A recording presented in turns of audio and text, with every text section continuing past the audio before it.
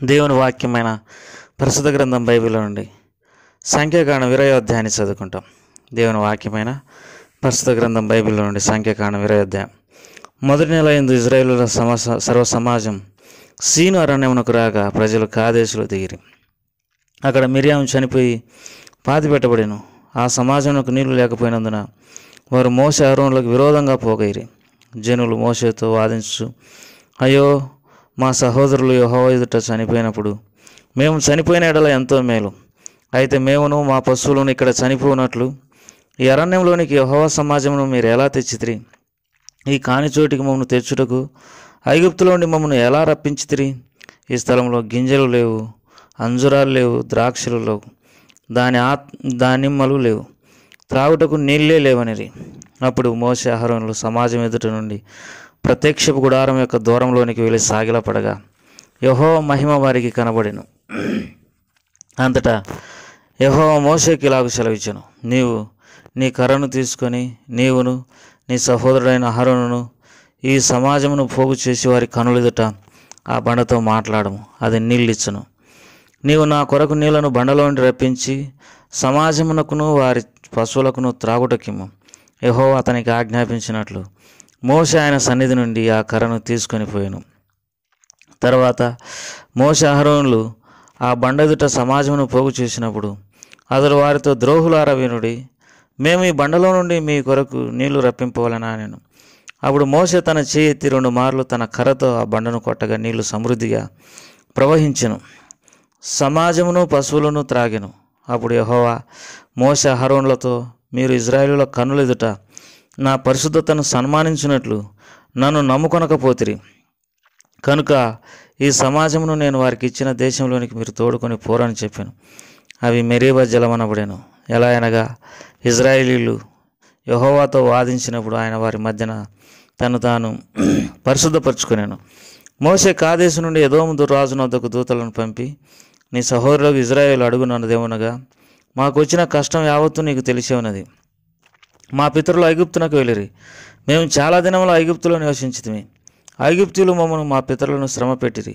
మేము యెహోవాకు మొరపెట్టగా ఆయన మా మనవిని విని దూతను పంపి ఐగుప్తులో నుండి మమ్మల్ని రప్పించను. ఇదిగో మేము నీ పొలిమెరల శివర కాదేశ్ పట్టణంలో ఉన్నాం. మమ్మను నీ దేశమును దాటిపోమ్మని పొలములలో బడి అయినను ద్రాక్ష తోటలలో బడి అయినను వెళ్ళము. బావుల నీళ్లు త్రాగం, రాజమార్గమున నడిచిపోయేదము. నీ పొలిమెరలను దాటి వరకు కుడివైపున ఎడమవైపున కైనను తిరగకుండా పోయేదమని చెప్పించాను.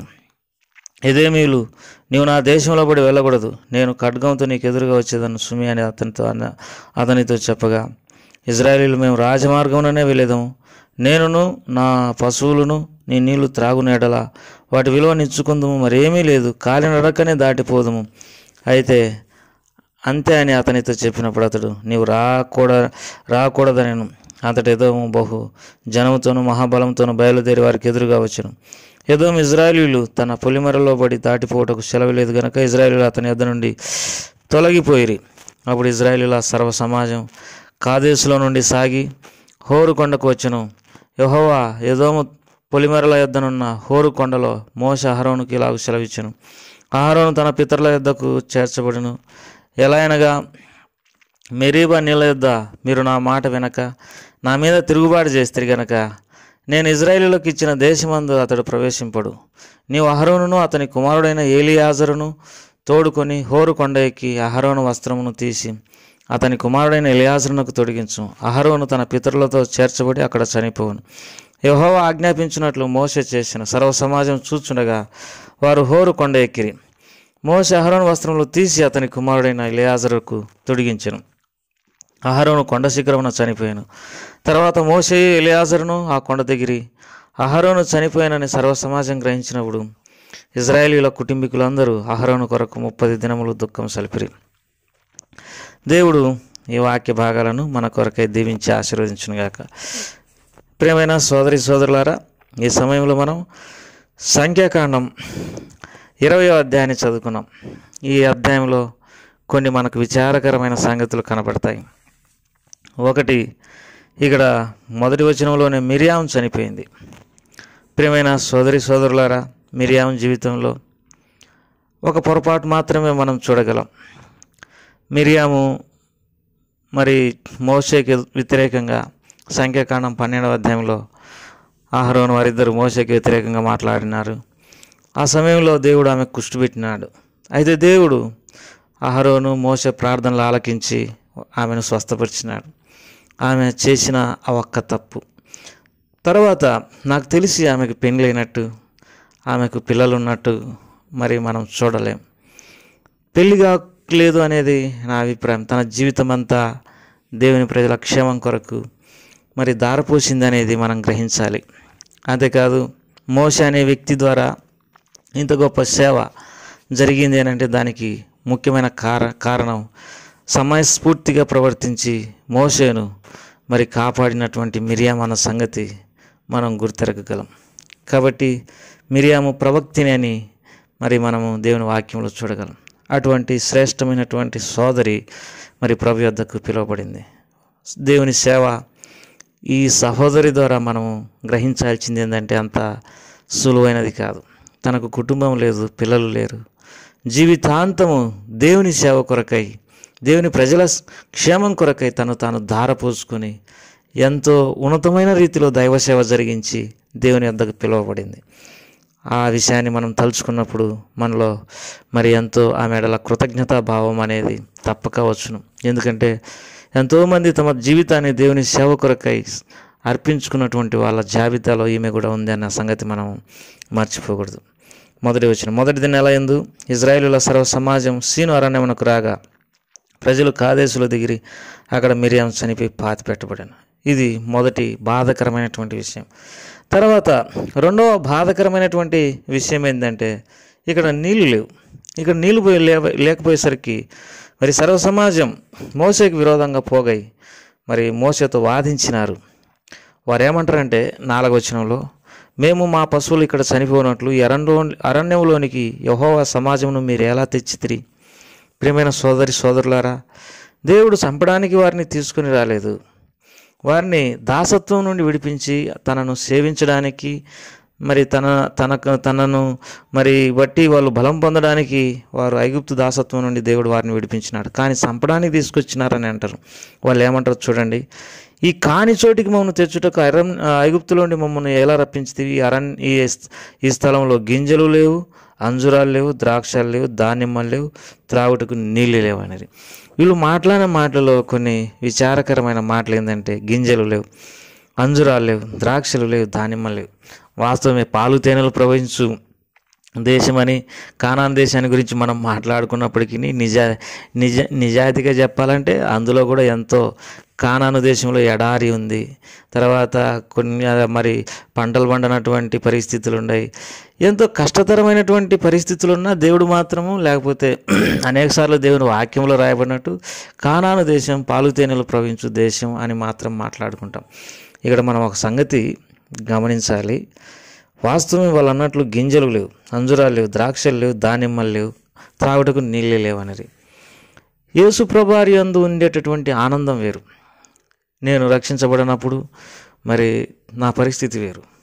నా జీవితము ఎంతో విషపూరితమైనది, అనేక సమస్యలు కష్టాలతో కూడినటువంటిదిగా ఉంటూ వచ్చింది.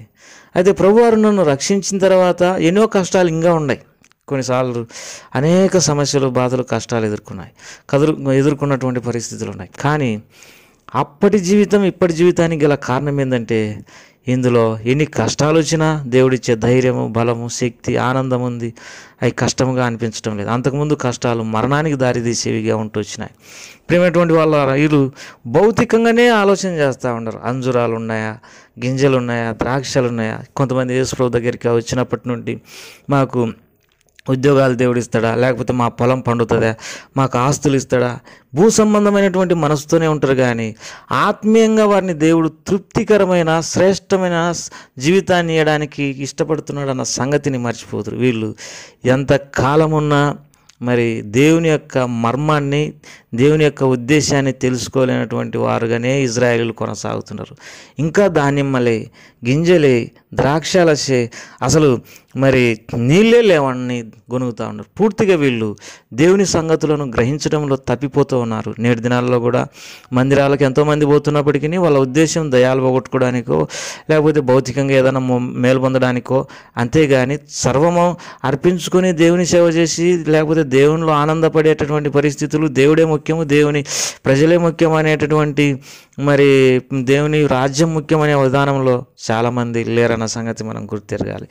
ఈ సమయంలో మరి మోషే కూడా మరి పొరపాటు చేయాల్సి వచ్చింది ప్రజలను బట్టి. అతని ఆత్మ మీద వారు తిరగబడినప్పుడు అతడు తన నోట కాని మాట పలికినాడని దేవుని వాక్యంలో రాయబడింది.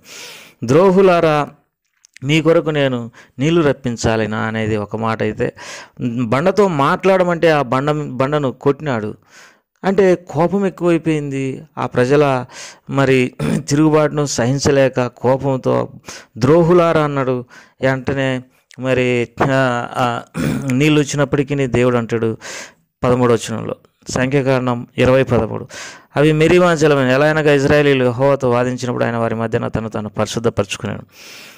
ఇక్కడ దేవుడు మోషేతో ఏమంటాడంటే 12వ వచనంలో, అప్పుడు యెహోవా మోషే అహరోనులతో, మీరు ఇశ్రాయేలీయుల కన్నుల ఎదుట నా పరిశుద్ధతను సన్మానించినట్లు నన్ను నమ్ముకొనకపోతిరి, ఈ సమాజమును నేను వారికి ఇచ్చేదనని దేశంలోనికి మీరు తోడుకొని పోరని చెప్పాను. మోషే ఇన్ని సంవత్సరాలు, దాదాపు 40 సంవత్సరాలు ఈ అరణ్యంలో ప్రయాణం చేసింది దేనికి అంటే, దేవుడు వాగ్దానం చేసినటువంటి ఆ శ్రేష్టమైనటువంటి దేశంలో ప్రవేశించడానికి, దేవుని కనుదృష్టి ఉండేటటువంటి దేశంలోకి, దేవుడు ఏర్పరచుకున్నటువంటి స్థలంలోకి పోవాలని ఇన్ని సంవత్సరాలు ప్రయాణం చేసినాడు. కానీ కాని మాట తన నోట పలికినాడు. ద్రోహులారా అన్నాడు 1, మాట్లాడమంటే మరి రాతిని కొట్టినాడు 2. దేవుడు ఏమంటాడంటే నా పరిశుద్ధతను సన్మానించలేదు. దీని అర్థం ఏంటంటే, దేవుని ప్రజలారా, ఈ లోకంలో పాపాత్ములు మన మీద ఎంతగానో మరి విరోధంగా మనల్ని ఇసికిస్తారు. అయితే మన నోట కాని మాటలు, కాని శాస్త్రాలు దేవుడు చూడకూడదు అనేది దేవుని యొక్క ఉద్దేశం. దేవుని వాక్యంలో హెబ్రీలకు రాసిన పత్రిక 12వ అధ్యాయంలో ఈ మాట రాయబడింది. ఏం రాయబడింది అంటే, పాపాత్ములు తనకు వ్యతిరేకంగా చేసినదంతా ఓర్చుకుని నా యేసును జ్ఞాపకం చేసుకున్నాడు. పాపాత్ములైనటువంటి వారు ఎన్నో తిరుగుబాటు చేస్తారు, ఎంతో మోసం చేస్తారు, కష్టపెడతారు, బాధ పెడతారు. అయితే మన నోట మరి కాని మాట కానీ, వారు మన ఆత్మ మీద తిరగబడినారని మనం ఏదేదో కోప్పడి ఏదేదో పనులు చేయడం అనేది కానీ జరగకూడదు. నిమ్మలంగా అన్నిటిని ఓర్చుకునాల్సినటువంటి వారం అంటున్నాం. ఇక్కడ మనం గమనించాల్సింది ఏంటంటే, 2వది, మోషేకు కానాన్ దేశంలో ప్రవేశించే భాగ్యం పోయింది. మరి మిరియాము ఈ అధ్యాయంలో జరిపోయింది. ఇంకొక బాధాకరమైనటువంటి విషయం ఏంటంటే, అహరోను కూడా ఈ అధ్యాయంలోనే చనిపోయినాడు. ప్రియులారా, ఎవరమైనా ఈ లోకాన్ని, ఎంత గొప్ప సేవకులమైనా, ఎంత గొప్ప విశ్వాసులమైనా ఏదో ఒక దినాన్ని ఈ లోకాన్ని విడిచిపెట్టాలి. అయితే ఇక్కడ ఈ ముగ్గురి లేకపోతే మిరియాము, అహరోను జీవితము ముగింపు చాలా ఘనంగా ఉంది. వారు దేవుని సేవలో ఉండి దేవుని మహిమపరిచి చనిపోయినారు.